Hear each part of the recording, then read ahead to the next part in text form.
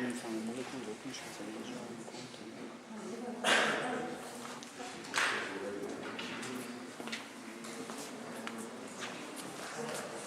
Je donne l'argent pour pas ce qu'il a.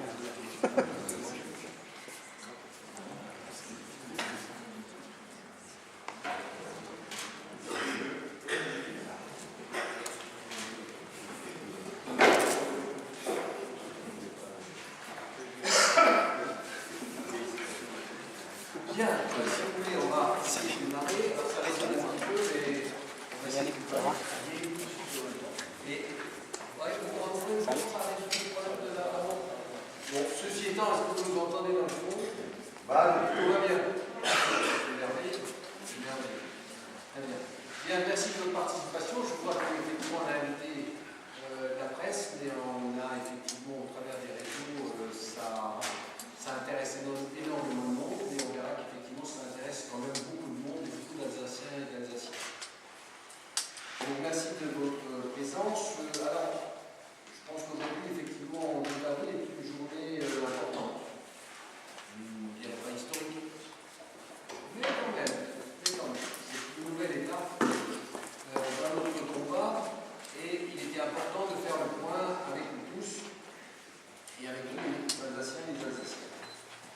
Bien sûr, je suis accompagné par le membre du bureau de la FPA, la Fédération démocratique alsacienne, qui ne cesse de travailler. On voit effectivement André qui est en train de classer encore ses pétitions. Ils ont beaucoup travaillé sur le gouvernement, et effectivement, ils amènent encore en plus, par rapport aux chiffres qu'on va vous annoncer, ils amènent encore en plus des pétitions qui sont encore dans les, je ne dirais pas dans les tiroirs, parce qu'ils ont jamais pris le tiroir, mais qui sont encore disponibles et qui nous arrivent encore tous les jours. Donc on voulait faire le point avec vous pour différentes choses. C'est-à-dire que bien sûr il faut qu'on vous donne le résultat de notre opération pétition. Le résultat est aussi vous donner un peu, je dirais, l'impression que ça nous donne et voir la perspective. Il faut toujours se mettre en perspective. Savoir si c'est un aboutissement de faire une pétition ou si c'est autre chose. Nous verrons que c'est évidemment autre chose. Et puis, faire le point un peu des aspects un peu juridiques. Faire le point de notre rencontre avec Philippe Richert, le président de la région, que nous avons sollicité, qui nous a accordé effectivement un rendez-vous. C'est une discussion qu'on a eue et qu'on essaiera d'expliquer. Plusieurs ordres. Et puis faire aussi le point de la perspective et de l'action que nous allons, à partir d'aujourd'hui, lancer. Et vous comprendrez très très vite qu'aujourd'hui, ce n'est que, je ne dirais pas un commencement, mais c'est une continuation. Avec une perspective encore plus passionnante. Encore plus passionnante. Voilà, et je ne vais pas dévoiler tout de suite, effectivement, les choses qu'on voudrait vous évoquer avec.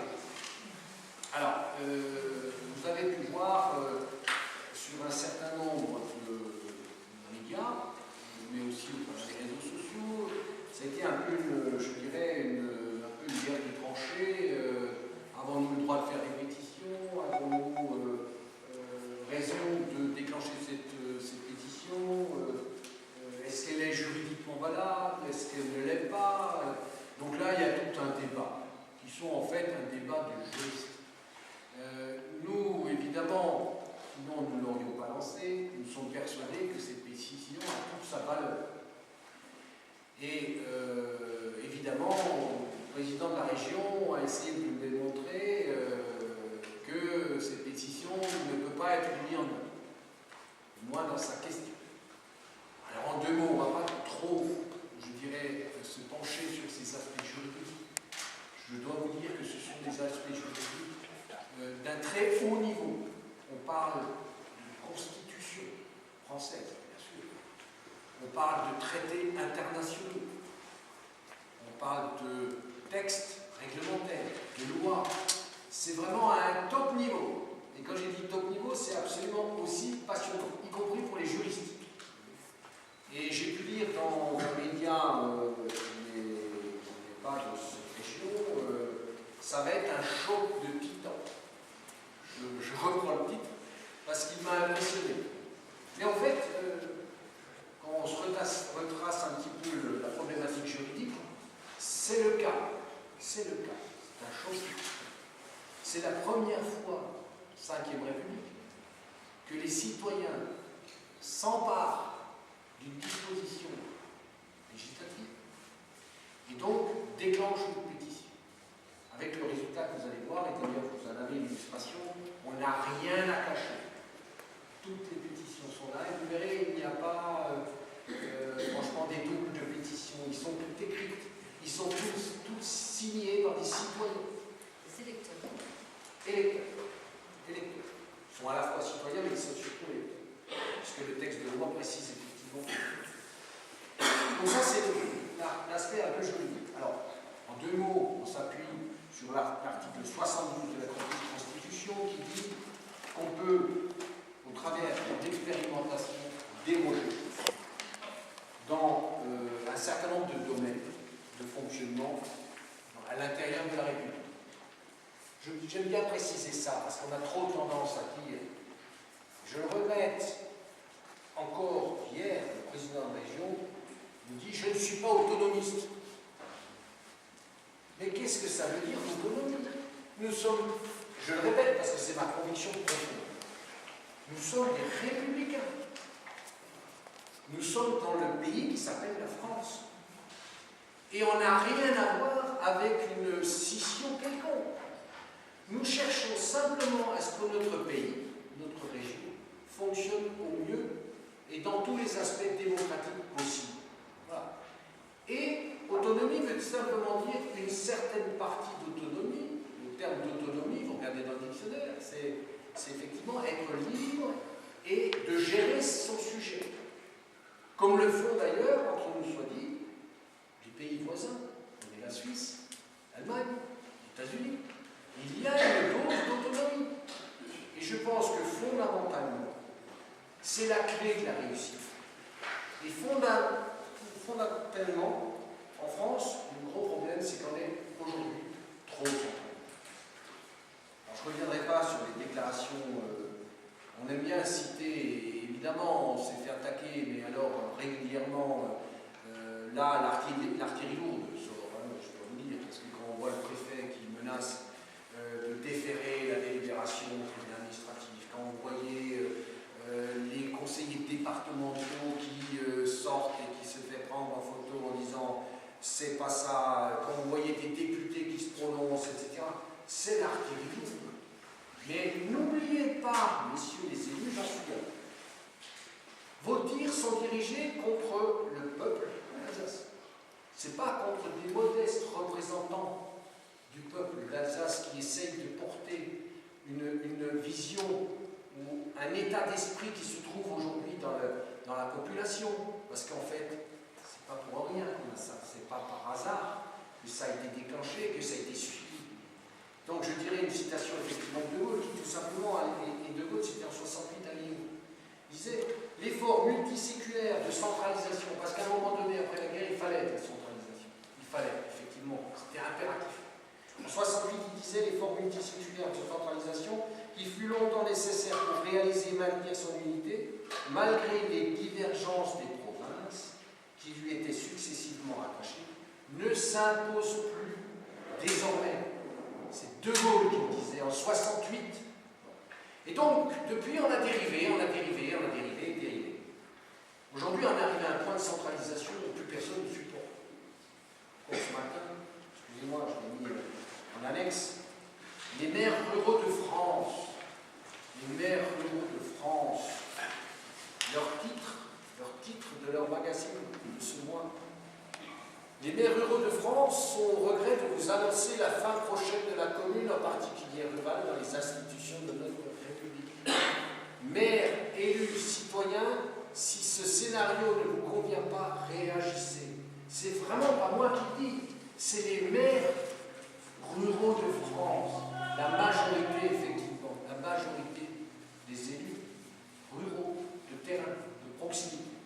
Donc, de cette problématique découle bien sûr des problématiques juridiques, que j'ai détaillés, article 72, article 72.1, droit de pétition, la loi du 10 juin 2003, je rappelle qu'on s'appuie sur une demande. Vous prenez vos pétitions, c'est écrit. Il est écrit qu'on demande une expérimentation. L'expérimentation, ça veut dire qu'on puisse effectivement jouer sur les limites territoriales, voir les compétences, se les répartir différemment, etc. C'est ce qu'on demande, on ne demande rien d'autre.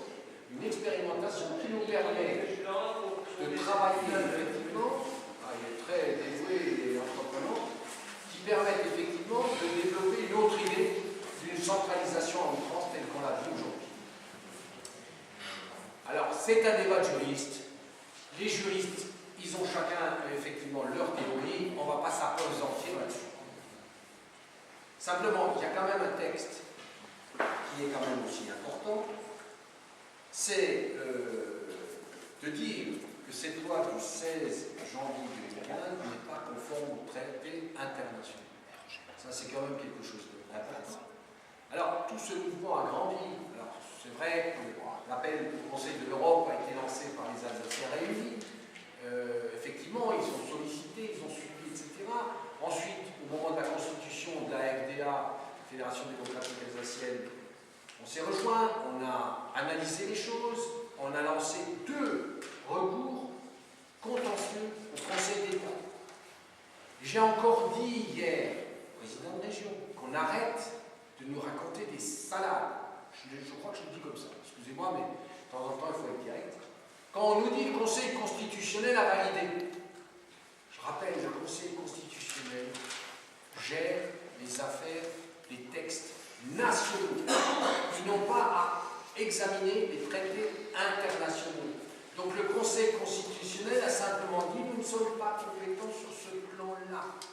C'est tout ce qu'il a dit. Il n'a pas, en tant que tel, validé ce texte. Ça veut dire simplement que, vous le savez, c'est aussi écrit dans la Constitution, tout citoyen a un droit de recours. Et dans le cas particulier, le droit de recours, c'est le Conseil d'État. Et nous avons entamé, avec l'aide d'ailleurs d'autres régions, puisqu'il y a eu la Franche-Comté, mais on a beaucoup de relations aujourd'hui, et j'espère effectivement qu'on va pouvoir développer tout ça. Franche-Comté, la Lorraine, les Mosellans, enfin un certain nombre de gens qui se retrouvent un peu dans la même problématique. C'est vrai que les Alsaciens sont peut-être un peu à la pointe. Tant mieux, après tout, on est déterminés, on est aussi un peu humoriste, mais on est aussi déterminés. Pas aussi têtus peut-être que les Bretons, mais quoique, après tout, les Bretons, eux, ont réussi, ils sont gardés leur région peut-être. Mais je reviens pour la loi, donc il y a des traités internationaux qui disent clairement, et qui ont été signés par la France, ratifiés par le Parlement français, qui dit on ne peut pas changer les limites d'un territoire sans consulter les citoyens. C'est tout simple. À tel point qu'effectivement, le Conseil de l'Europe a décidé de venir contrôler l'application des traités à la place du mois de décembre au mois de mai. C'est quand même un signe. Je dis juste c'est un signe. Donc il y a vraiment des interrogations là-dessus. Il y a l'aspect juridique. Je vous en ai parlé, de la très haute voltige, constitution, traités internationaux, juristes émérites, les uns les sortent, etc. Très bien, après tout, ok. Il y a forcément quelqu'un qui a tort ou quelqu'un qui n'a pas tout à fait raison. Après tout, on peut l'entendre. Simplement, pour en revenir, il y a un autre aspect qui est l'aspect moral démocratique. Ce deuxième aspect, il est important. Comment voulez-vous, et on peut vous le dire tout de suite, notre quête de signature en très peu de temps, puisque ça s'est déclenché le deuxième quinzaine de février, si je ne me trompe pas, aujourd'hui 31 mars ou le premier jour d'avril, nous arrivons pratiquement à notre score. Nous avons plus de 100 000 pétitions signées sur papier. Plus de 100 000. Donc quand je dis plus de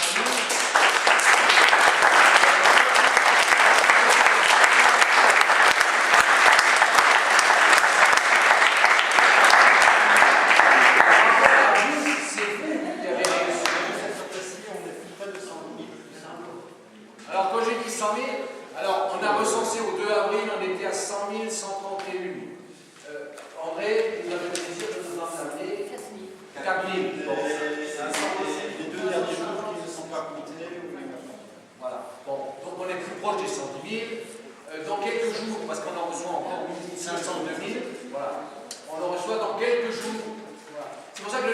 évidemment important. Oui. Vous avez compris aussi tout ce qui est électronique? Non, non, parce que c'est pas juridiquement opposable. Alors bon, Philippe Richert nous avait dit à un moment donné, notamment dans ce courrier, en nous disant oui, je sais bien que vous en avez beaucoup, vous en avez peut-être 40 000, 50 000, et vous pourriez éventuellement rajouter les 63 000 de la pétition de M. Rother qui est par voie électronique. Écoutez, franchement, par voie électronique, on est bien placé, on sait comment ça se passe dans les réseaux sociaux. La signature par un stylo est une vraie volonté politique du citoyen. Ça ne veut pas dire que l'électronique n'est pas valable, ça donne une grandeur supplémentaire, mais ça c'est du réel, c'est du concret. Donc ça veut dire simplement qu'on a pratiquement atteint, c'est ce qu'on a dit à Philippe Richert. Oui. 110 000 électeurs. 110 000 électeurs, c'est électeurs alsaciens. Électeurs, vous avez raison. Le texte est tout à fait clair là-dessus, c'est 110 000 électeurs. Alors, l'aspect moral, simplement, on a dit à Philippe Richert, comment pouvez-vous ignorer plus de 100 000 concitoyens électeurs? Est-ce qu'en refusant une démarche, on était, pour ce qui nous concerne, quand même plutôt dans une volonté positive de voir comment on peut faire, parce que c'est vrai qu'il y a eu plein de déclarations en disant mais je suis alsacien, je défends l'Alsace, je fais des choses, la discussion en a eu lieu d'ailleurs hier, j'ai défendu les choses auprès du Parlement, je me suis arrangé avec le ministre de l'Intérieur, j'ai essayé de faire, mais malheureusement les impératifs nationaux l'ont emporté, etc. On dit oui, pourquoi pas, après tout, on pourrait vous dire pourquoi pas, Banco, qu'est-ce qu'on fait ensemble maintenant pour essayer de trouver une solution, parce qu'on sait très bien que cette loi sur la grande région est une mauvaise chose. Pour plusieurs raisons, mais pour l'Alsace, certes, pour différentes raisons, parce que les territoires sont différents, etc. Mais aussi, soyons clairs, elle est une mauvaise chose pour la France entière, pour le pays. C'est pas comme ça qu'on va retrouver, je dirais, l'envie. On sent bien que les électeurs, les différents électeurs ne vont plus voter. Ils sont las. Et s'ils vont voter, ils vont aux extrêmes. Soyons clairs aussi là-dessus. Nous défendons une idée démocrate, républicaine, avec une autonomie effectivement républicaine au sein de la France, avec l'hymne français, la Marseillaise. Pour nous, il n'est pas question de siffler une Marseillaise, c'est clair. Soyons clairs. Parce qu'il faut pourquoi je le dis? Parce qu'il faut le répéter. On entend des aberrations. On entend des aberrations. Donc on répète, c'est dans ce cadre-là. Et on dit que ce n'est pas en faisant une énorme région de 2 fois la Belgique qu'on va résoudre le problème. Soyons sérieux. On le voit tous les jours. 2 fois la Belgique, c'est monstrueux. On le voit dans les territoires. Aujourd'hui, non seulement après les régions, c'est maintenant les communautés de communes. Ça va être les arrondissements. Cette loi. J'ai une seule question à nos politiques. Outre le fait qu'ils vont vous dire on va gagner de l'argent. C'est faux. C'est faux. On gagne rien du tout. Et ils le savent. Ils le savent. Il n'y a pas d'argent économique. Donnez-moi une seule raison de faire une région 2 fois comme la Belgique. Cherchez. Est-ce que vous avez vu un politique vous expliquer pourquoi on fait 2 fois la Belgique? Mais qu'on m'explique. Sur le plan économique. Excusez-moi, mais on n'est quand même pas des fous. Nous sommes bien placés à côté des frontières qui existent. Allez, je prends un exemple un peu extrême. Prenons la Suisse. Sur le plan économique, je crois qu'ils ne sont pas si mauvais que ça. Sur le plan de chômage, ils ne sont pas si mauvais que ça. Leur taille de territoire, c'est les cantons. Ils sont tout petits. Et ils fonctionnent très bien. Donc on voit bien que ce n'est pas une question de taille. C'est une question d'organisation territoriale. Et c'est aussi une question de proximité. Et plus on éloignera les décideurs, et plus ils seront intouchables, plus le citoyen ne voudra absolument pas s'imprégner de la démocratie locale. Donc c'est pour ça que je dis, aujourd'hui on est dans une spirale inverse qu'il faut faire. Il faut retrouver une proximité et une certaine autonomie, de telle façon à ce qu'on puisse adapter les textes qui nous viennent du national, pourquoi pas. Mais ces textes doivent être adaptés à nos territoires. On ne peut pas comparer la région parisienne avec sa densité de population, avec ce nouveau territoire que je connais bien, ses vergers, ses arbres fruitiers, ses 10 arbres de terrain derrière le verger de la maison. C'est pas comparable. Aujourd'hui, c'est la même loi. C'est la même loi. Donc, c'est contre-productif. Donc, on a effectivement, il faut vous expliquer, tout simplement, c'est la mise en application de tout ça. Provoque une rupture dans la population. Elle ne comprend plus. Elle ne s'y retrouve plus. Elle ne va plus voter. Elle n'a surtout pas, et surtout plus, je vous dis ça, c'est dramatique. Elle n'a plus d'espoir. Et ça, c'est dramatique. Dans un pays où on n'a plus d'espoir de faire évoluer les choses, de faire gagner son pays, sa région, on n'est pas bon du tout. Et aujourd'hui, avec ces énormes structures dans tous les sens, avec des préfets qui ont toutes les prérogatives, récemment dans mon secteur, le préfet a convoqué les communautés de communes, j'en ai 7 autour, les a convoqués, le président disant, bon, dans un an et demi, les 7 communautés de communes qui représentent quand même une énorme population, fusion. Et attention, si vous ne le faites pas rapidement, j'ai tous les pouvoirs dans la loi que les parlementaires ont voté pour vous le forcer à le faire. Excusez-moi, ça, on ne peut plus le supporter. Et c'est un élu local qui vous parle, hein, c'est un élu local.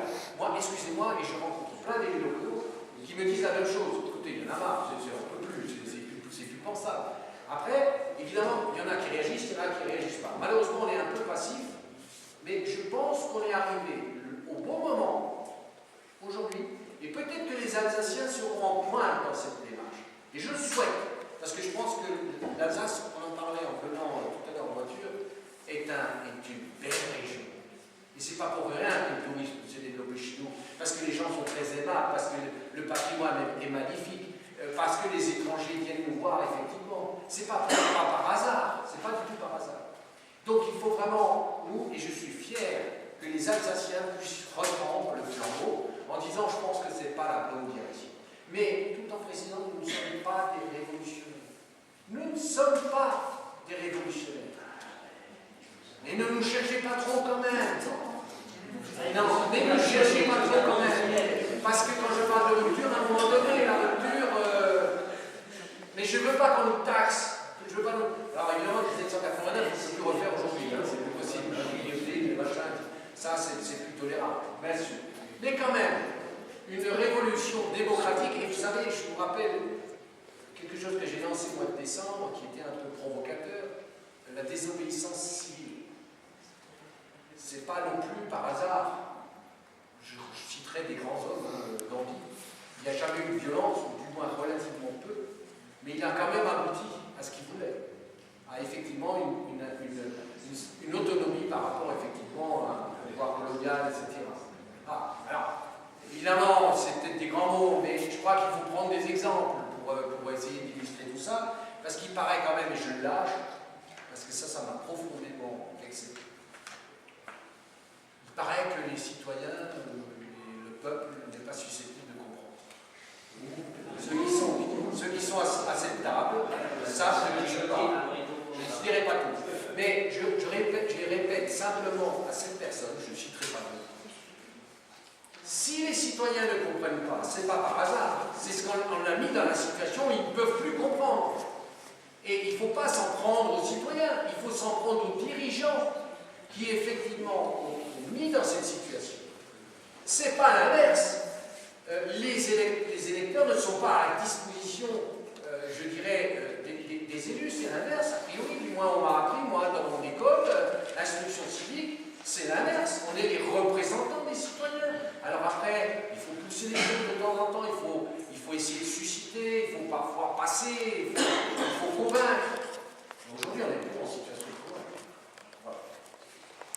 Donc, je voudrais juste terminer là-dessus. On voudrait redonner l'espoir à nos concitoyens, et notamment aux Alsaciens. Et on voudrait vous dire là-dessus, tout simplement, rester mobilisés.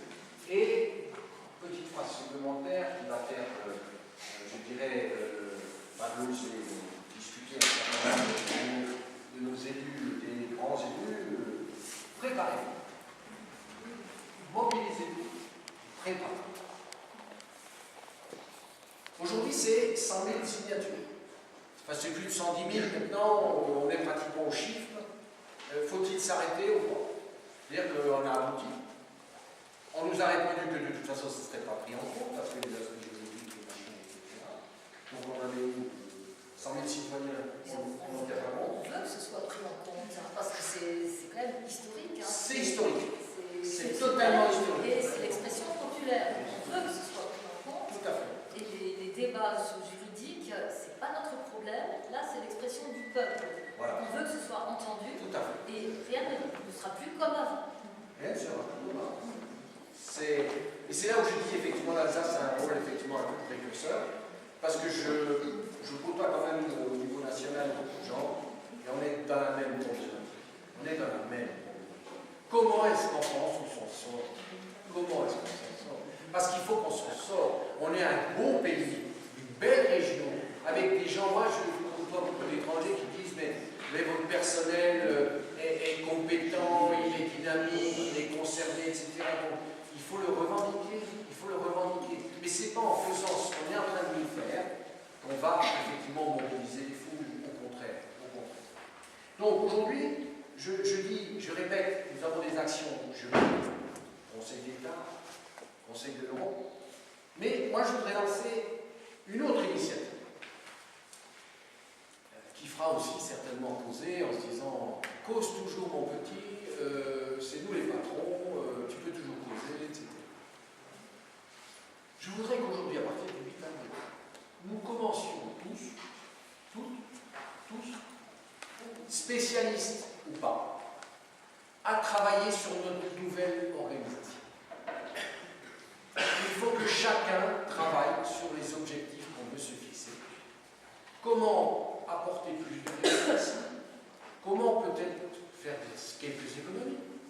On parlait des millefeuilles. Oui, pourquoi pas? Pourquoi pas? On peut envisager. J'ai vu un représentant du Parti Socialiste d'un département proche d'ici, qui déclarait qu'il faut fusionner les deux départements pour faire un seul département qui s'appellera Alsace. Ce n'est pas l'objectif. Le problème, c'est les compétences. Si vous faites un département qui s'appelle Alsace, ça vous fait une belle jambe, qui aura compétence sur quoi? Juste sur le social? Parce que la compétence des départements aujourd'hui, c'est essentiellement le social. Qu'est-ce qui va rester des compétences? C'est pas que ça qu'on veut. C'est pas une façade qu'on veut. C'est un contenu qu'on veut. Donc, si c'est pour fusionner et qu'on y travaille tous ensemble avec des compétences qui évoluent, qui soient proches du peuple, avec des services qui ne sont pas forcément extraordinaires, coûteux, mais qui se mettent en place en proximité, on peut redonner de l'espoir à nos concitoyens. Et je pense qu'on peut faire redémarrer la machine. Parce qu'aujourd'hui, excusez-moi, à part les déclarations au niveau national en disant la machine a redémarré, ça fait je ne sais pas combien de temps qu'on attend là, pour que la machine a démarré, mais enfin, je ne sais pas. Excusez-moi, est-ce que vous avez vu la machine redémarrer? Alors on annonce des sondages hallucinants. Il faut garder les mêmes, il faut continuer dans cette voie, c'est la voie du futur. Non mais arrêtons ça, arrêtons ça. On ne veut pas dire que c'est facile, mais je pense que maintenant, il faut que le peuple travaille, les spécialistes, aussi bien juridiques, économiques, politiques, nous avons des gens de grande valeur au niveau national. Écoutez, excusez-moi, je voyais encore le Conseil économique et social national, télévision, hier soir ou d'avant-hier soir. De le voir. Il nous dit, mais de toute façon, la France, la seule solution de s'en sortir, c'est de faire un État fédéral. Mais j'ai cru rêver. C'est repris par personne. Pratiquement l'une des premières pointures au niveau national déclare ça. Et personne ne reprend ça, quoi. Et il y en a des tripotés. Vous interrogez des députés, des sénateurs, ils disent, mais évidemment, c'est la solution. Mais mince, il faut peut-être y réfléchir et accompagner le processus avec le citoyen. Sinon, on aurait une révolution. Est-ce que c'est ce que c'est? Donc, il faut faire évoluer les choses avec, effectivement, aujourd'hui, le temps est propice, je crois qu'il est arrivé. Il faut effectivement qu'on analyse le besoin avec surtout la responsabilisation. Et c'est aussi, entre nous solides, une des façons imparables. Parce qu'aujourd'hui, on pourra difficilement modifier les choses. Les uns et les autres ne vont pas se scier les arbres ou les branches où ils sont assis. Hein? Il faut être clair. Donc ça va être très difficile. Mais il faut qu'on arrive effectivement à une autonomie, à une décentralisation réelle et un certain fédéralisme. Richard nous disait, moi je ne suis pas autonomiste, je suis fédéraliste. On lui a demandé de simplement nous expliquer les différences. Moi, excusez-moi, mais moi j'attends. Je m'excuse, mais j'attends la réponse. Et ça, à l'extrémité, on peut en discuter. On est des gens responsables, on n'est pas. Voilà. Mais on nous flambe dans la figure l'autonomie. Mais qu'est-ce que ça veut dire, ça? Et donc, je pense vraiment qu'une des portes de sortie aujourd'hui, c'est de vraiment faire une modification de nos institutions. Je sais que c'est prétentieux ce que je dis, mais franchement, je suis persuadé que c'est la seule solution. Et ça permettrait aussi, entre nous, que le national ne puisse plus imposer absolument ses prérogatives. Moi, je suis partisan, et je l'ai toujours dit d'ailleurs, c'est vrai que je ne suis pas très en honneur de sainteté des élus préfets. Enfin, j'ai préféré. De toute façon, maintenant, d'ailleurs, on évite de m'inviter dans des réunions, etc. Je ne rentrerai pas dans les détails. Mais qu'ils le sachent bien, je suis, moi, pour un État avec, effectivement, une partie d'État qui est forte dans un certain nombre de domaines. On ne va pas faire chacun développer son armée. C'est une évidence telle. Par contre, on a besoin d'avoir effectivement, je dirais, au niveau de l'organisation de la sécurité du pays, quelque chose qui tienne la route. Mais ça, nous sommes d'accord. Et l'État a toutes ses prérogatives dans un certain nombre de domaines. Et entre parenthèses, de temps en temps, il peut être le garant d'anomalies qui pourraient être régionales. Parce que, de baronnie, de temps en temps, il y a des baronnies qui se développent. Ben, je pense que l'État, il peut jouer son rôle. Donc il a toute sa place. C'est pas contre l'État, c'est pour le peuple. Voilà, donc je voudrais juste rappeler là-dessus. Et donc, la grande demande qu'on vous fait, c'est d'une part, continuer les pétitions. Aujourd'hui, vous devez redoubler d'énergie pour les pétitions. Vous devez démontrer que vous êtes déterminé. C'est pas texte juridique, etc., qui vont nous embêter. Vous êtes le peuple, citoyen, déterminé. Et donc les pétitions est un moyen de s'exprimer. C'est écrit dans la Constitution, les pétitions, c'est pas anodin. Et ensuite, eh ben, je lance un grand appel, après on va reprendre si on le souhaite, pour solliciter, je sais qu'on va avoir beaucoup de travail, mais solliciter l'ensemble des concitoyens, qu'ils soient spécialistes en juristes, spécialistes en différentes choses, pour qu'on constitue un projet pour l'Alsace qui pourra, de par l'expérimentation et les textes qui sont prévus dans la Constitution, parce que l'expérimentation, on peut la faire en France, c'est prévu dans la Constitution, à condition que ça serve à l'ensemble du pays. Eh bien, bon, moi je veux bien que ça serve à l'ensemble du pays. Ça sera la contribution des Alsaciennes et des Alsaciens à une rénovation de notre pays avec beaucoup plus de vigueur et de passion pour ce pays et cette région qui est très forte. Voilà ce que je veux dire en ce qui me concerne. Moi, les autres peuvent peut-être compléter parce que j'étais peut-être un peu long et un peu passionné. Mais ça me passe.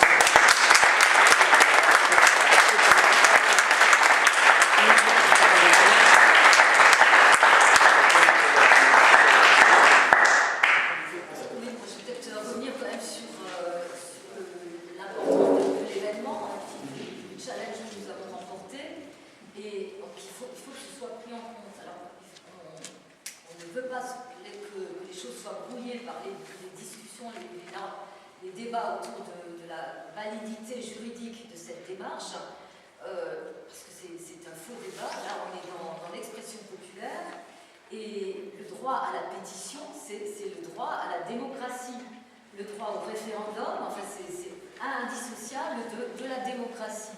Et je pense que nous qui défendons l'Alsace, nous défendons en même temps la démocratie. Et ce qui se passe actuellement est quand même une claque précisément à cette démocratie. Regardez cette réforme qui est imposée malgré l'expression populaire, mais aussi malgré l'expression des élus.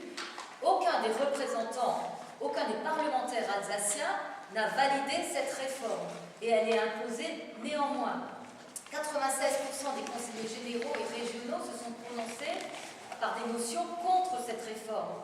et on l'impose néanmoins. Nous avons défilé dans les rues pendant des semaines et c'est comme si on n'était pas entendu. Donc il y a vraiment un problème de démocratie actuellement en France et alors qu'on pose la question de la validité juridique, cette décision, on sait qu'elle n'est pas valide juridiquement puisqu'elle ne respecte même pas les traités internationaux. Je pense à la Charte européenne de l'autonomie locale.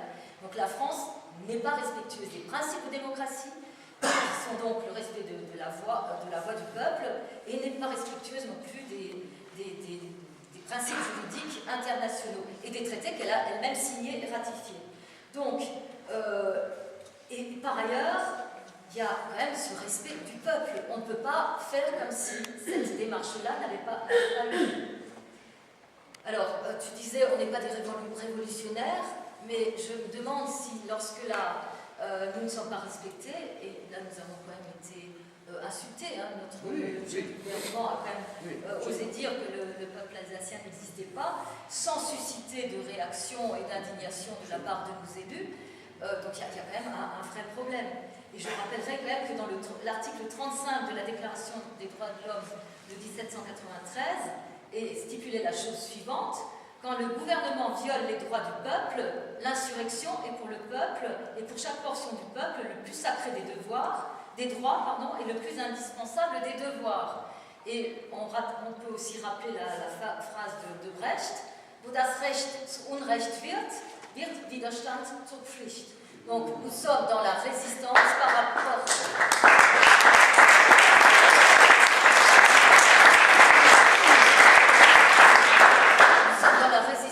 rapport à des décisions uniques, non démocratiques, et nous voulons être entendus. Donc cette pétition, c'est plus de 100 000 signatures. Il faut que nos élus maintenant en prennent conscience et la prennent en compte et qu'ils agissent. Voilà, qu'ils fassent maintenant quelque chose pour le peuple alsacien, pour l'Alsace, et qui jouent leur rôle. Ils sont là pour défendre nos intérêts, pour nous défendre. On attend. Voilà, qu'ils prennent en compte tout ça. Nous les interpellons pour qu'ils nous défendent enfin face à Paris. Et qu'ils n'hésitent pas à se mettre dans un rapport de force avec la direction à Paris. Voilà. Tout simplement.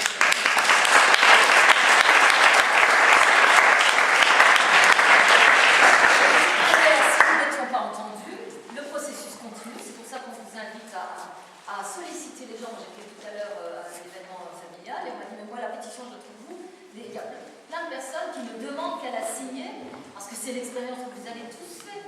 Les gens ils veulent sauver l'Alsace et ils sont vent debout contre cette réforme qu'ils ne comprennent pas, ils ne comprennent pas nos élus et donc il faut leur donner les moyens de s'exprimer.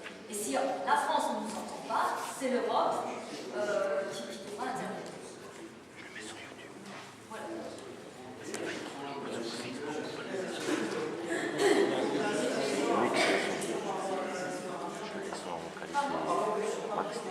sur papier.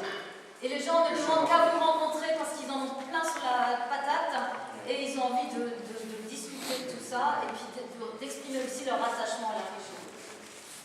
On engage quelques centaines de milliers d'étudiants, peut-être des 60 nouveaux. Alors justement, Voilà, je pense lors de la réunion d'hier, on nous a reproché certains propos haineux qui étaient tenus sur Facebook. Alors, l'objectif de Facebook, c'est bien sûr de communiquer. On vous demande instamment de rester dans la limite. Les pancartes pleines de sang, appelant au meurtre et tout ça, ça nous dessert. Ça nous dessert. Deuxième chose que je voulais vous dire, je ne sais pas si vous vous souvenez, on avait Eugène Riclin, qui est l'ancien maire de Dalmarie, qui était le dernier président d'Alsace. On l'appelait le lion du Sungo.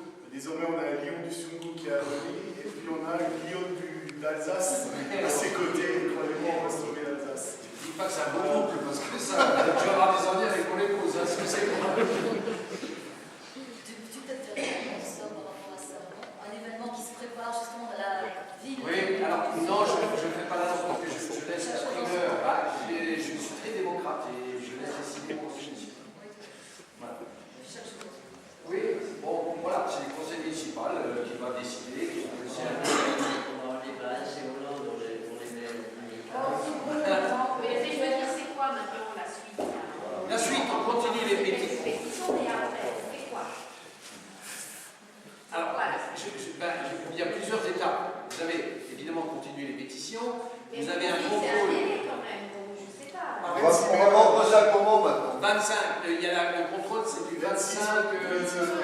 26 au 29. 25 au 29.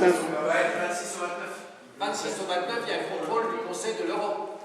Donc là, il y a une première étape. Le Conseil de l'Europe va nous dire, ben, votre réclamation, elle est justifiée, elle n'est pas justifiée. Voilà, elle est déjà très justifiée parce que quand même, on va dire la plainte, qui Absolument. a avancé la date historique. Je ne pense pas que c'est des gens qui avancent les dates pour faire réfléchir. Mais, Mais, c'est pour ça qu'en attendant, plus on aura de pétitions, plus ça fera du poids, y compris d'ailleurs au Conseil d'État, au Conseil de l'Europe. On représente quelque chose, quoi. Voilà. Il faut qu'on puisse. On représente bien sûr, mais plus on sera nombreux, plus effectivement, je dirais, les différentes instances ne pourront pas faire autrement que de bien examiner la situation. Mais on va rendre ça comment maintenant? Parce qu'on a tellement insisté auprès des gens qu'il faut absolument que ça soit bouclé avant le 31 mars. Là, on se retrouve à collecter des pétitions jusqu'au 24 mai. Oui, Moi, je veux bien, mais on passe un peu pour des rigolos, puisque on va certainement nous dire... Le secret de notre réussite, parce que c'est une réussite, c'est vous, c'est-à-dire le bouche à oreille. J'ose espérer que les uns et les autres ont bien compris la problématique de continuer ces pétitions pour marquer la détermination et pour pouvoir fournir encore plus d'armes, notamment au Conseil d'État et au Conseil de l'Europe. Donc, tout ce qu'on peut faire, nous, très modestement, c'est vous solliciter en vous disant prêchez la bonne parole, quoi. Diffusez, remettez ou mettez vos réseaux en route. Il faut qu'on continue, quoi. Mais tout seul, je vous le dis très franchement, on n'est rien, nous. On n'est rien. C'est vous, c'est à la fois les réseaux, c'est les citoyens, etc. La recette, elle est là, et c'est vous qui l'avez mise. C'est pas... Vous savez, on peut lancer un mot d'ordre en disant on va faire telle chose, etc. Mais si on n'est pas dans l'air du temps, et si nos revendications ne sont pas légitimes, mais on n'est pas suivi. Aujourd'hui, on est suivi. On est suivi. Et donc, je suis sûr que vous, les différents partenaires, les réseaux, dès qu'il y aura une diffusion, eh ben, je suis sûr, vous savez, j'en ai rencontré plein. Moi, j'ai fait beaucoup de marchés en plus, des marchés, etc. Je suis tombé sur des gens qui voulaient me faire signer la pétition. Je dis, écoutez, je suis désolé, mais j'ai déjà signé, pas 15 fois, mais j'ai déjà été sollicité 15 fois. Je vous rassure, je n'ai pas signé de 15 fois. Vous ne me trouverez pas. Mais je vous assure que j'ai rencontré des gens admirables, des jeunes et des très anciens. Franchement, moi j'étais admiratif. Qui avaient du mal de marcher, qui parlaient pratiquement qu'en alsacien, et qui faisaient la démarche dans tout le marché à vouloir faire signer les gens. Et je peux vous dire qu'il avait du succès. Et on lui disait, tu as raison, il faut bouger, tu as raison. Eh bien, on vous demande vraiment à tous et à toutes de nous démultiplier. Il faut qu'on démontre. Il faut qu'on... Malheureusement, hein, la loi c'est comme ça. Aujourd'hui, on nous considère un peu comme des intrus. Je peux vous dire que c'est pas très facile hein, quand vous êtes accueilli à quelque part, un peu dans une institution, on vous dit que vous êtes des haineux. Excusez-moi, mais ça ne me plaît pas beaucoup. Quoi. Je ne suis pas un haineux, je ne suis pas du tout. Moi, viscéralement, je ne suis pas un haineux. C'est pas vrai. Mais c'est vrai qu'on arrive à une telle exaspération aujourd'hui qu'on est proche quand même du débordement. Mais tout ça, je comprends bien, mais permettez-moi de vous reprendre. Quel est l'argumentaire qu'on va développer pour dire on va continuer au-delà du 31 mars? Moi, c'est ça qui m'intéresse. Est-ce que les pétitions vont être remises? Est-ce que les pétitions vont être remises à des représentants européens? Je vais vous répondre. Oui. On nous a refusé la consultation citoyenne. Nous devrions nous-mêmes transformer cet appel à pétition en consultation citoyenne. On continue. Pour moi, à mes yeux, le terme de cette collecte de pétitions, c'est le 30 novembre, une semaine avant le premier tour des élections régionales. Aujourd'hui, nous en avons 100 000. Si fin novembre, nous en avons 300 ou 350 000, ce n'est absolument plus une loi qui pourrait être ignorée par n'importe quelle liste qui se présenterait aux élections régionales. Ignorer 200 ou 300 000 électeurs à ce moment-là serait une fuite en avant vers l'abstentionnisme, voire une catastrophe. Ce serait un détonateur extraordinaire qui ferait aucun parti politique, que ce soit le FN, l'UMP ou le PS, ne peut se permettre de négliger cette masse électorale. Voilà la prochaine grande étape. Tout ce qu'on peut en tirer entre-temps, appuyer un recours en Conseil d'État, appuyer l'inspection des inspecteurs du Conseil de l'Europe, tout ça est formidable et ça vient en plus. On a ces pétitions, il faut vraiment en profiter.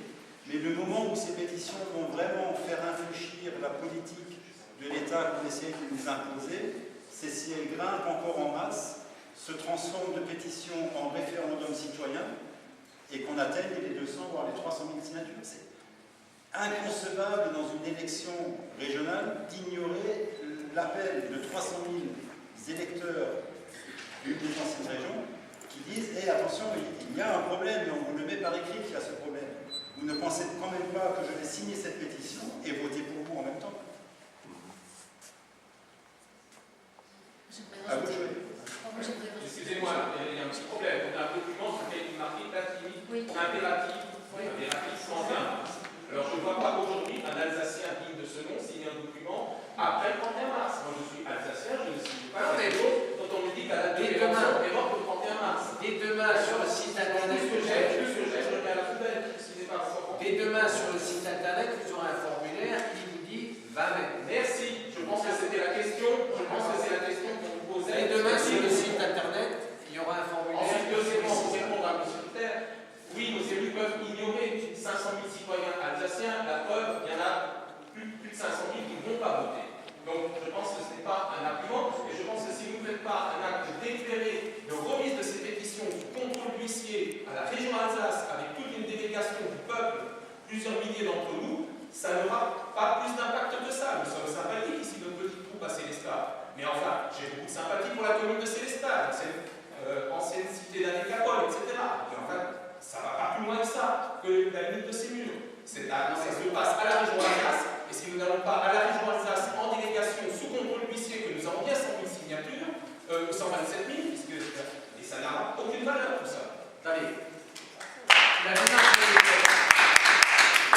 a été faite. Est-ce que vous avez amené les signatures? Non mais la démarche, bien sûr. Vous avez montré, Bien est-ce que sûr. vous avez parlé qui Bien montre sûr. qu'il y a 100 000 signatures? La démarche a été faite. Cette démarche est repoussée, non pas à cause du nombre, elle est repoussée pour un problème juridique.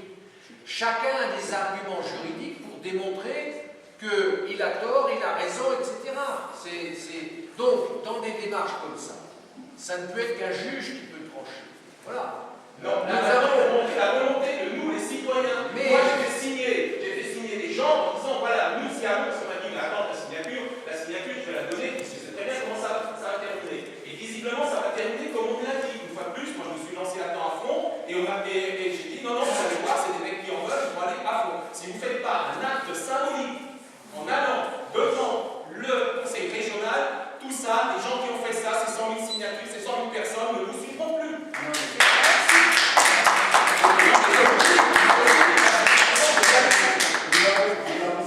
Nous l'avons fait hier. On a rencontré.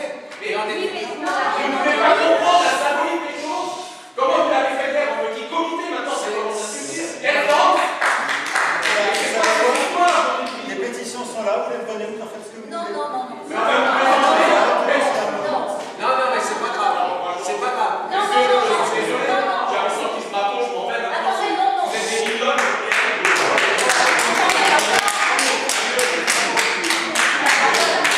L'Alsace est morte. Mais non. Et vous l'avez tué. Non, mais il n'a pas tout à fait tort. D'accord. Je voulais prendre la parole aussi, donc pour rajouter autre chose. Le contrat a été rempli de l'autre côté.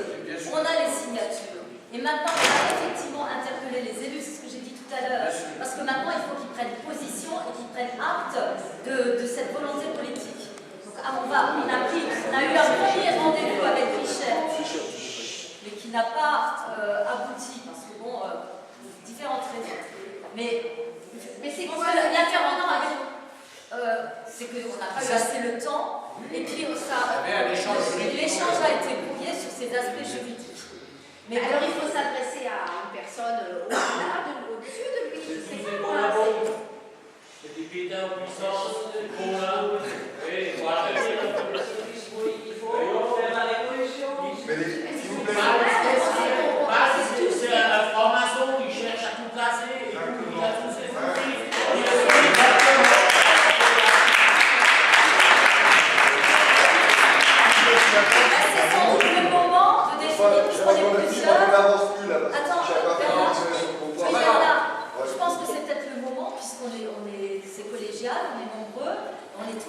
impliqués, on est tous porteurs de ce projet, de réfléchir à la suite. C'est un peu juste, on vient de les compter, on vient de les collecter, on a rencontré Philippe Richert et ça n'a pas été concluant. Ben voilà, ensemble, on va définir la stratégie, la suite. C'est le moment. Donc on les a. Il faut sans doute, il faut être dans le rapport de force. Et il faut les interpeller, les appeler à prendre une position, à prendre leurs responsabilités. Alors, comme dit, Paul, je voudrais juste rajouter une chose, une expérience de campagne. En tant que servante, quand j'ai fait ma campagne sur le terrain, on a présenté le projet, parce qu'on est des démocrates, comme tu l'as dit, d'avoir l'Alsace comme collectivité à statut particulier, c'est-à-dire dans le cadre de la loi républicaine. Eh bien, un certain nombre de gens nous ont répondu « Moi, je ne veux pas de votre statut particulier, moi, je veux de l'indépendance ». Et ce que je crains aujourd'hui, c'est que face à ce refus, face à ce jusqu'au-boutisme de l'État et de M. Richert, ça fasse augmenter ces extrémistes et ce vote extrémiste, et notamment le vote séparatiste en Alsace. Et ça, c'est ma plus grande crainte aujourd'hui, c'est l'extrémisme et le développement de cette pensée et de ces fameux...